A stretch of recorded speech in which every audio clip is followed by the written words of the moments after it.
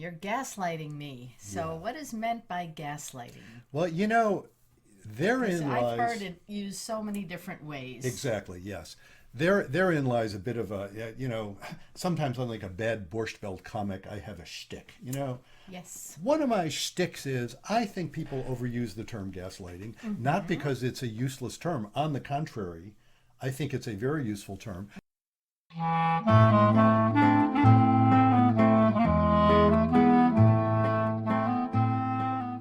Welcome to Couples Therapy in 7 Words. I'm your co-host, Judy Alexander, and I'm here with my husband, Dr. Bruce Chalmer. Well, hello, Judy. Hello, viewers and listeners. I want to mention again, if you're listening to this from one of the podcast platforms, which is the podcast platforms have this in the audio version, if you are interested in seeing us in our full visual color splendor, all you have to do is go to my blog, brucechalmer.com/blog, or you'll find the blog tab, and you will see that there will be a link to the video of this right there, and you'll get to watch us as well as hear us. And that just adds to the excitement. At least that's what we've been told. So, and I choose to believe them. That's what People say tell us. they like looking at us. And Well, that's it is interesting because when we started out audio, then we went to video, and then we went back to audio, and then we heard from a number of people that they missed seeing us. So we're back to both. Yeah, the problem was the podcast platforms wouldn't carry the video. Correct. And they wouldn't carry the audio, of the videos. So anyway, here we are. You can get us anywhere you get us, and we're glad you're here. So Judy, tell folks the title of today's episode. You're gaslighting me. Ooh, yes. A term I hear a lot, and we'll get into that a little bit. And this was stimulated by a listener question for us. And I'm going to put in a plug for that right now. Of course, we'll say this again later at the end of our podcast. But if you've got a question, drop us a line. Yeah. You can go to ctn7.com. That's our website. You'll see there's a very easy way. Just push a button on there, and you'll be able to send us a message if you have a question that you'd like us to talk about. If you'd like to suggest guests, those of you who've been following us know we have had lots of fascinating guests, and we have a few more lined up coming in the next few weeks. Yes, we do. So do drop us a line and suggest yourself or someone else to be a guest. We hope you will do that. And let's talk about the books that got all this started. The books, yes. Yes. The one that got it started is Reigniting the Spark. You can hold it up on the video. I could do that. Reigniting the Spark. Why stable relationships lose intimacy and how to get it back. And then more recently came out with this book. It's not about communication. Why everything you know about couples therapy is wrong. Indeed. And those are available anywhere books are sold. And I got to put in a plug for a couple other books that I've recently come out with. These are shorter. So, they're like half or less the size of the other books. But one of them is called 7 Words to Jumpstart Your Love Life. And that book is available on Amazon. You can spend whatever the heck I gave as the price for it, $2.99, I think. It's available as a Kindle. I'm going to make that one be a paperback as well. It's a great little book. And I'll give it to you for free if you sign up for my newsletter, folks. So you don't have to spend the money. Just go to brucechalmer.com. And when you do that, you'll see a little box that makes it possible to sign up for my newsletter. And when you do that, you'll get a link for a free version of that one. So you don't have to spend money on that one. There you go. And then very recently, I came out with another one called My Husband Complains About My Cleaning. What do I do? Hint, it's not about cleaning.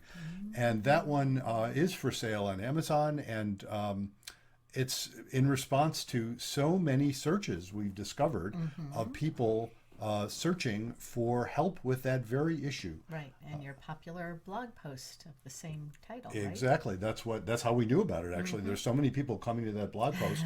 We saw what the searches were for. Right. This is a big topic out there. Evidently there's lots of, they're almost all women, it seems like. They're women complaining about their husbands who are complaining about their cleaning. And it's a relational issue. It's a relational. And that book, I go through all my favorite topics. So, and it's, again, it's short and pithy and rather sassy, if I do say so myself. So I hope you'll check that one out as well. So let's get on with today's Let's get on with topic. gaslighting. You're gaslighting me. So what is meant by gaslighting? Well, therein I've lies... heard it used so many different ways. Exactly, yes. Therein lies a bit of a, sometimes on like a bad Borscht Belt comic, I have a shtick, Yes. One of my shticks is I think people overuse the term gaslighting, not because it's a useless term. On the contrary, I think it's a very useful term. And Judy, you are, between us, by far, the maven on old movies. You are the folks, if you want to know about old movies, talk to Judy. She's a maven on the subject, and I'm in awe. And since we've been together now for 20 years, I've learned more than I ever knew about old movies. And thank you, Turner Classic Movies, for yes. making that possible. My favorite rest stop. So tell people about the movie Gaslighting. Well, it's or the movie Gaslight. Yes. It was a movie with Ingrid Bergman, Charles Boyer, and a very young Angela Lansbury. And in it, Charles Boyer... 1940s, I think, right? Yes. It was from the 40s, yeah. I think so. I'm pretty sure. He plays rather a rakish sort of fellow who marries Ingrid Bergman because she has some kind of fortune that he knows about. And one of the most beautiful women ever to act on screen, Absolutely. in my humble opinion. Just, and beautiful in all ways. You know what I mean? Just she's striking, Ingrid Bergman. So anyway, yes, go ahead. Anyway, so she doesn't know he married her for this fortune. She thinks he loves her as she loves him. And he's going up to a room in the house. And so every time he goes up, the gas light, because it's back in the day before electricity, the gas light dims. So when she says she's hearing thumping sounds and she sees the gas light going down, he tells her she's imagining things. So basically, he's trying to make her think she's crazy. Yes, and I want to make a distinction. Again, correct me if I because I know you know the movie much better than I do. I think I've seen it once. But he's not merely telling her the things she suspects are wrong. He's actively going about ways. He's like making noises for him to then deny that he's made. Correct. He's trying to drive her crazy. He's trying to make her think she's crazy. Yes, he's trying to make her think that she yes, at first it's not crazy. He just wants her to think that she doesn't know what she's talking about. Yes, and that's important in my view of the distinction in terms of how the term is used, because initially he's merely, and look, I say merely, this is not a good thing, it makes it an interesting movie, but at first he is merely trying to lie to her. He's merely trying to cover up what he's doing. Right. But then he sets about deliberately trying to get her to question her own sanity. That is correct. That's what gaslighting is. And so often people will use the term gaslighting when what I would claim they mean is lying. Yeah. Or covering up some bad thing that they're doing that they don't want to be discovered. So they'll lie about it, or they'll say, well, no, you're imagining things, but they're not actively setting about to drive someone, to force someone to question their sanity to such an extent. And not to that extent, but it does force you to question what your beliefs are. Yes. And I recognize, look, the reason I get so precious about saying, no, that's not gaslighting, that's lying, is because I think gaslighting is an important concept. And I'll tell you, what I say to folks, when the idea of gaslighting comes up, if somebody's actually doing something akin to what Charles Boyer was doing in that movie, in other words, if I were setting about, if I were not, I hate to put myself in this context, but what the heck, I'll speak in the first person. If I were cheating on you, God forbid, and look, folks, what I've always told Judy is, if I were ever cheating on you, you should take me to a neurologist, because it is so foreign. And I'm not making a statement of virtue here. Maybe I'm too afraid. I don't know, but it is so foreign to my concept of who I am that I can't imagine ever doing that. So if I did, it's probably because I'd have a brain tumor or something. The point being, if I were doing something I wanted to conceal from you, and I lied about it, that would be sleazy. Yeah. But it wouldn't be gaslighting. Right.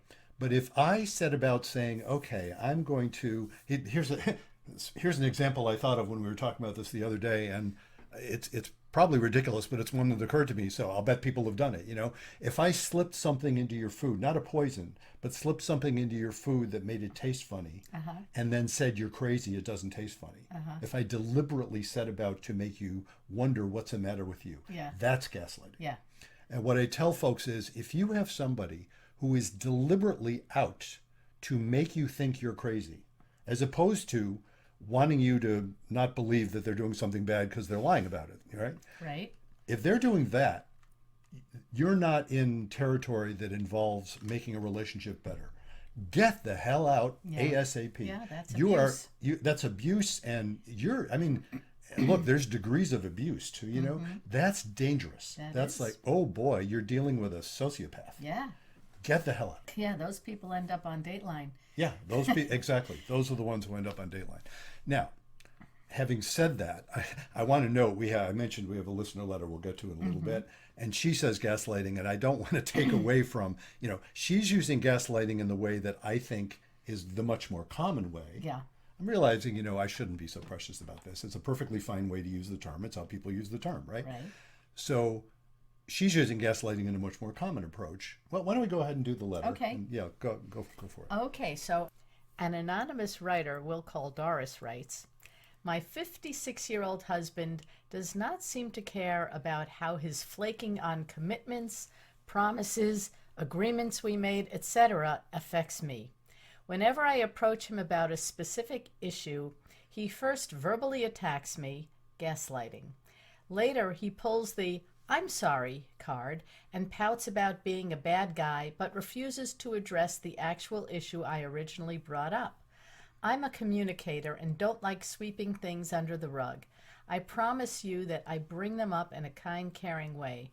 I'm losing hope and think it will never change. Wow. Yeah. So, my first reaction is my heart goes out to Doris. Mm-hmm.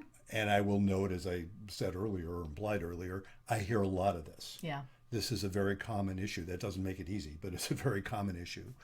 And I'll even say, I don't want to just say, oh, well, your husband's a jerk.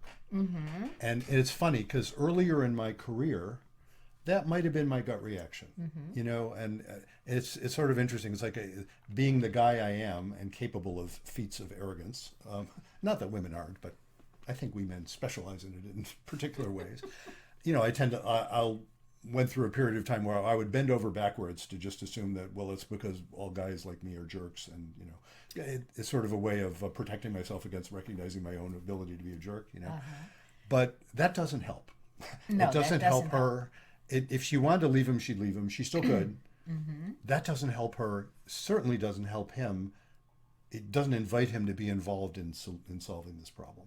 So, and I'll sneak in a little plug for that most recent book. My husband complains about my cleaning. I have a whole chapter in there for husbands. Yeah. And it really starts off by saying, look, you are welcome here too. And that's basically what I'm trying to say to couples I work with. You're both welcome in this conversation. If you're having problems, and I don't mean to say that, nobody's to blame. I know, who knows? Maybe somebody is to blame, but you're both welcome here. You're both valid people. I start with that assumption. That, of course, is what I mean by faith. We're all valid people here. Let's work this out. Fair enough. So it's not just that, oh, your husband's a jerk. Yes, it sounds that way. Fair enough. Getting back to gaslighting, she's saying, well, just in the letter, whenever I approach him about a specific issue, he first verbally attacks me, and that's what she's identifying as gaslighting. Right. And I'll extrapolate that a little bit.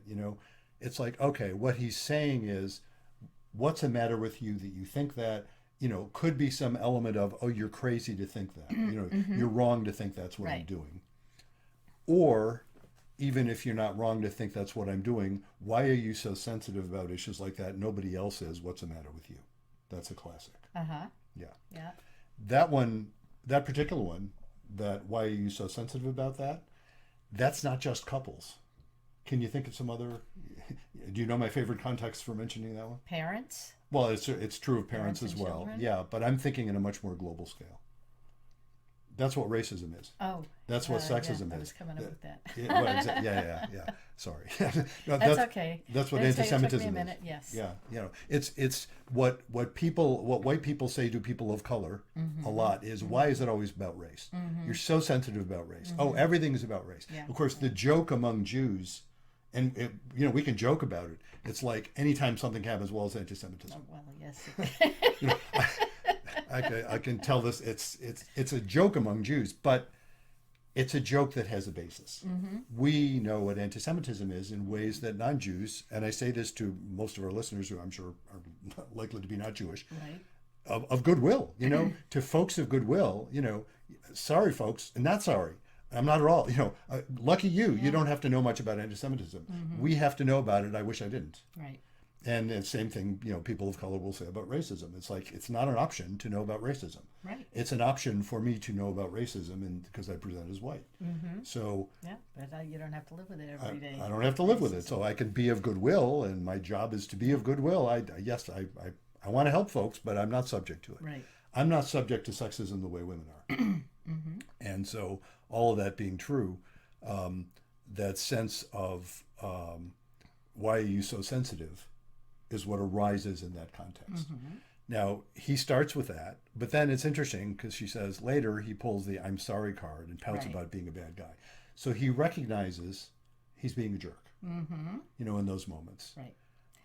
But he doesn't recognize it in the moment. He recognizes it afterwards. Yes. But it seems like they've gotten into this routine where she says something, he immediately verbally attacks her, then he feels bad, then he says he's sorry, but then he won't actually address the actual issue. Well, and notice that what she says, he pouts about being a bad guy, which is essentially a way of deflecting any Right. sort of possibility of working on Exactly. it, And I suppose I'll put in here, if you think about what makes a genuine apology, what makes a genuine apology, I always love this little bit of irony, if I'm going to apologize to you for doing something that I regret, I better feel bad about it. Yeah. If I didn't, I wouldn't apologize, I better feel guilty, because it's like, okay, that's a message to me that says I have violated my own values. I don't want to treat you that way. I don't want to hurt you, of course. And I don't, whatever it is that you're angry or hurt by, I don't want to repeat, all of that is true. So I better feel bad about it. But if I feel, if all I do is come to you and say, I'm a terrible person, you shouldn't have married me, I'm just a terrible person, I am fundamentally failing to address what you need. Yeah. Well, which is, maybe you can address like, what do you need in those moments if you're the one who's Well, been you hurt? don't want an apology that says, I'm sorry you feel that way.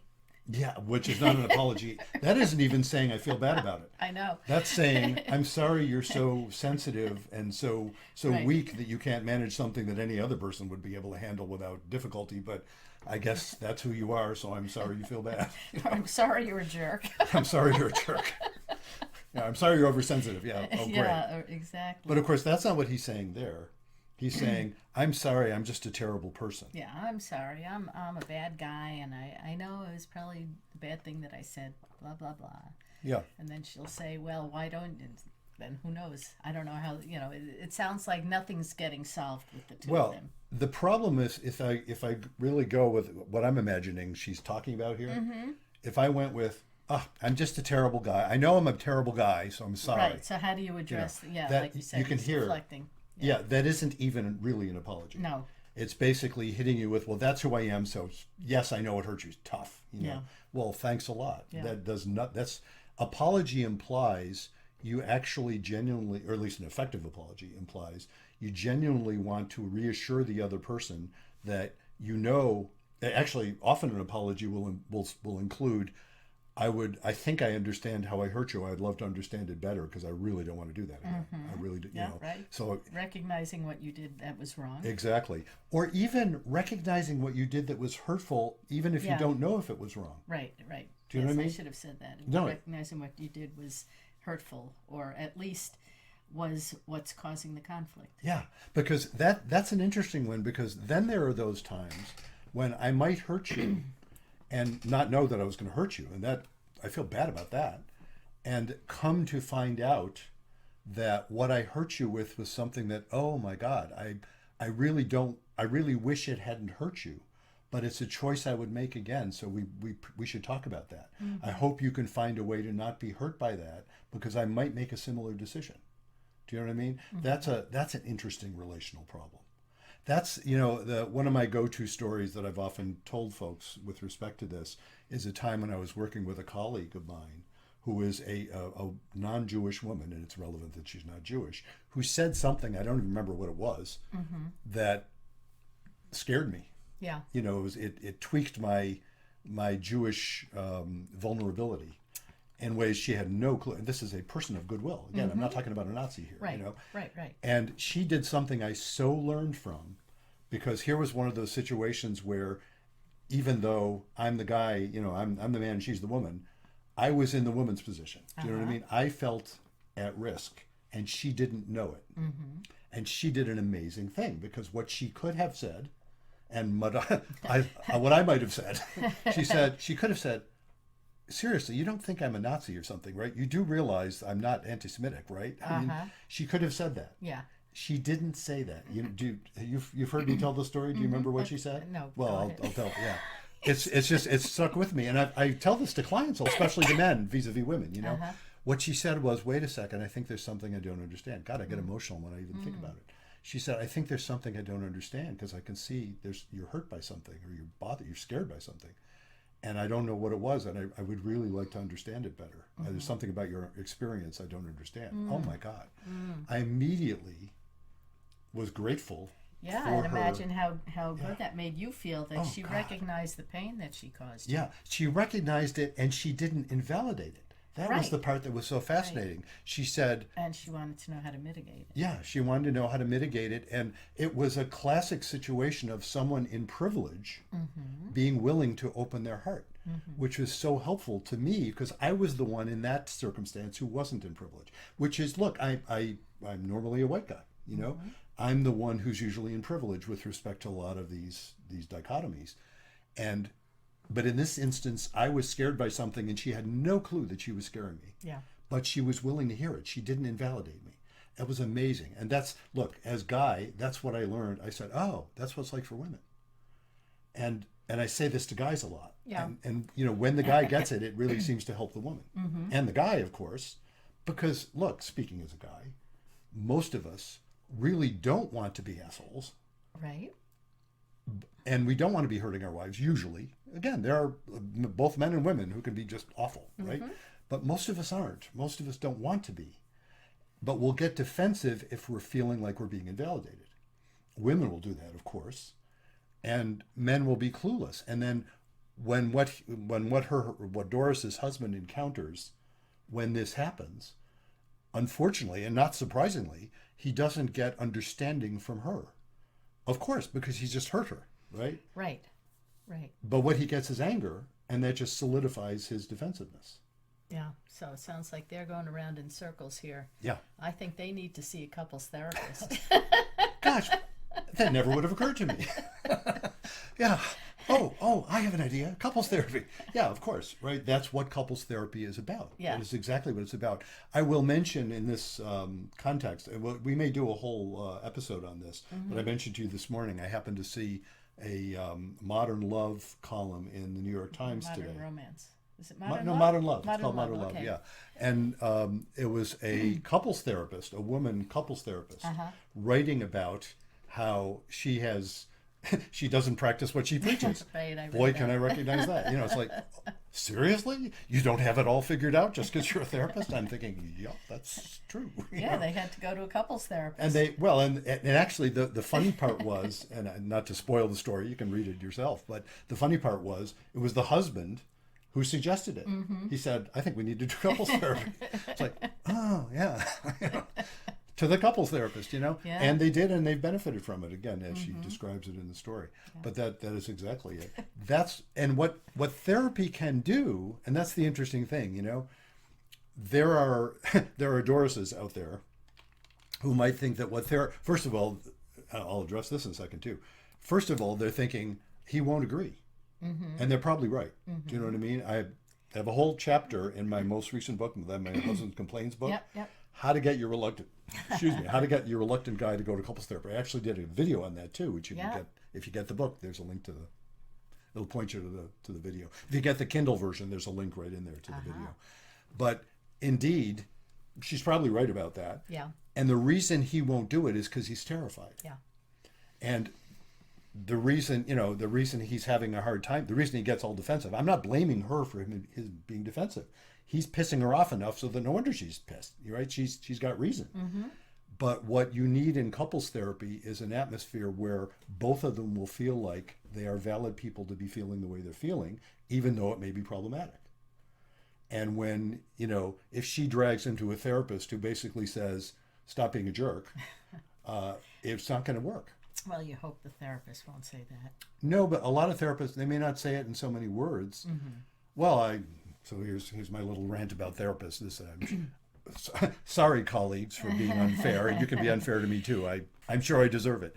But there are, I talk about this when I'll mention to couples often, I have a bias toward helping you stay together, of course, if that's what you want. Mm-hmm. It's not obviously not my decision. And I often raise the fact with people, one of your options is to split up, and you need to know that so you don't feel trapped. Mm-hmm. I won't shy away from that. But I do have a bias. It's like, don't leave any stone unturned, Sure. There are many therapists who will claim they don't have such a bias. And it is, in fact, nonsense. We all have biases. And you know who points this out? Bill Doherty, Doherty, William Doherty. He's written a lot about this stuff. We all have biases. And if we claim we don't, we're actually just driving them underground. And a lot of those therapists, their bias is in fact toward splitting people up. Yeah. If you're not happy, why don't you split up? There are a lot of folks who feel that way. Okay, I don't suggest going to a therapist who feels that way if you want to stay together, because they're going to more or less guide you in that direction. So the therapist to go to isn't that. Unless, if you really want to split up, well, then don't go to couples therapy. If you really want to split up, well, figure it out. I think many, I don't want to say most or all, because I know you see people in other situations, but most people do want to save the marriage or relationship, I think. It's interesting. I am sort of wondering about that. I haven't counted. Do you know what I mean? People who consult me, people who are consulting me, yes, I think a majority of them are doing it to save their relationship. Mm-hmm. There's a pretty substantial group of people, or percentage of people who consult me, and I'm guessing other therapists too, where one of them has 1 3/4 foot out the door, and many times it'll be clear people are saying this is kind of it's due diligence. Mm-hmm. It's like, I'm pretty sure I want to split up, but I don't want to do it without saying I at least tried therapy. Mm-hmm. That's a perfectly legitimate, by the way in. And some of those folks, it turns around. That doesn't necessarily mean that it's futile to do couples therapy, even in terms of saving the relationship. But that does happen a fair amount. But I think many folks seek out couples therapy because they do want to save their relationship. Oh, yeah. Oh, of course that's true. Yeah, that is definitely true. And certainly in any given couple, one of them almost always feels that way. Mm-hmm. It's rare that I'll have a couple where this has happened, but it's rare we'll have a couple where they're both saying, yeah, this relationship's pretty well toast, but let's see what we can do. Occasionally I'll get a couple where they've already decided to split up. That happens. But they have kids, mm-hmm. and we need to learn how to work together as divorced parents. I'm happy to help folks with that. Mm-hmm. I have done that. Right. It's certainly not a majority in my caseload. Right. But there are usually at least one party is saying, no, I want this to work, and the other party is at least somewhat open to that idea. Mm-hmm. And then they do it. So I hope that's helpful for Doris, that it's funny, we could have just said, well, go to a therapist, any questions? But I think it's that go to a therapist with an understanding that I guess I'm talking to Doris, who's the one who wrote to us, right? That, yeah, your husband sounds difficult, and I sympathize with how difficult that is for you. He's got his reasons for that too, and the only hope you'll have of actually turning this around is to recognize that. I'm not saying let him off the hook and don't be mad. I'm just saying... Yeah, but again, I think that they need to break that cycle of his having that hair trigger reaction to every time she opens her mouth that he's going to jump on her Yeah. and verbally attack her, Yeah. and then come back and apologize, and then whatever it is that she wants to get said doesn't get said. Yeah. So Yeah. it's they've got to break that cycle. They do, and they don't know how to do it on their own. Yeah, exactly. And what can emerge from some sessions, or maybe they could do this on their own. Mm-hmm. Read your book. Yeah, read my book. Yeah, read the books, of course. Read my books. That's true. But no, it's funny. I do, of course, address this in my books. Right. If she gets hold of herself, which, that's one of my little buzz phrases. Right. If she gets hold of herself so that she's not panicked about his response, her reaction to his response will be materially different. Mm-hmm. And it's not something you can fake. It's not communication rules, folks. It's not about communication. Mm-hmm. It's something that if she actually can recognize, look, I understand where it's, I don't really understand where it's coming from, but it's coming from some fear in him. Mm-hmm. She doesn't have to like it, but if she doesn't react angrily to it, if she says, yeah, I know where that's coming from, but we need to do something different about this. If she stays in that mode herself, it sometimes can invite him to calm down a little too. Or sometimes not. Again, they probably need therapy, but you never know what happens. Only, this is another one of the things many people have pointed out. It only takes one person to not succumb to the demands of the problematic pattern. Do you know what I mean? Yeah. If one person doesn't play the role that this pattern is inviting them to play, it becomes a different pattern, even if the other person hasn't figured that out yet. That's true. It just takes one. I say that in my chapter about how to get a reluctant guy to try couples therapy. Partly, if you, I didn't put it exactly like this, but if you stop yelling at him and start recognizing, okay, he's terrified. He won't tell you he's terrified because we're guys and we don't say that, But if you at least entertain that possibility, you might be getting a fear reaction here. And you can relate to that because you know what fear feels like. We all know what fear feels like. And women often are even willing to admit it in ways that men often aren't. But if you recognize that, it's like, okay, then you can see he's got reason to be afraid. Mm-hmm. He's, I say that in the chapter. He's right to be terrified. It's like, you ever see, couples that go to couples therapy and then they end up losing their relationship? Of course you have. Yeah. It happens. So he's not crazy to be afraid of it. He's not telling you he's afraid, which is frustrating. But if you look at it that way, it's like, he's afraid and he's got his good reason to be afraid. Then you relax and you say, all right, I still think it's a good idea, but I can see why you'd be reluctant. Yeah, I get it. That becomes a very different conversation. Yeah. Yeah.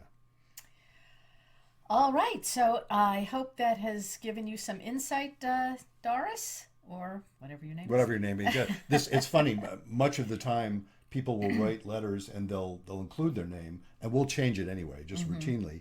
This time, the person said, prefer not to say when it said name, which I totally respect. So we just invented the name. Yes. We always invent the name, but in this case, it's quite explicit. So we hope that helps you. Yeah. And to our other viewers and listeners out there, if you have a question that you would like us to talk about on the air, as Bruce said earlier, go to our website, ctn7.com, and there's a place where you can send in your letters.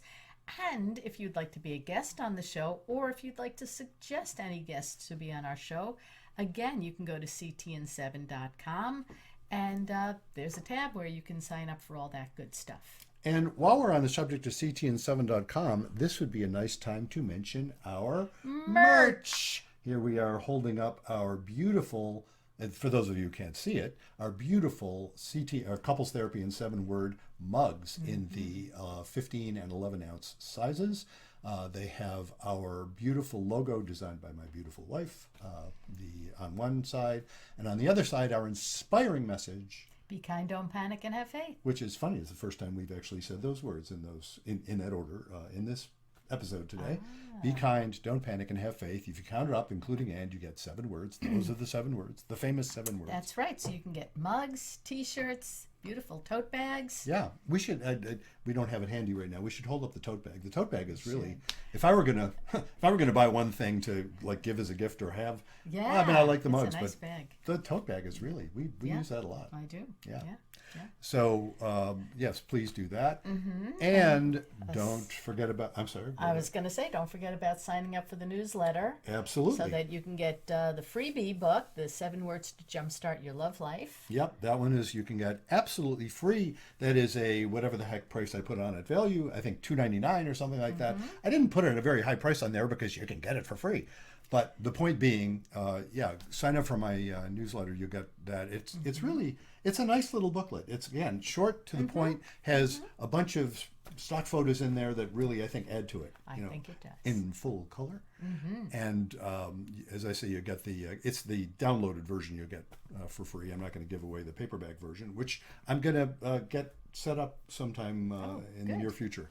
So there will be a paperback available of that. That'll cost you more because it's, after all, on paper. It costs something to print it.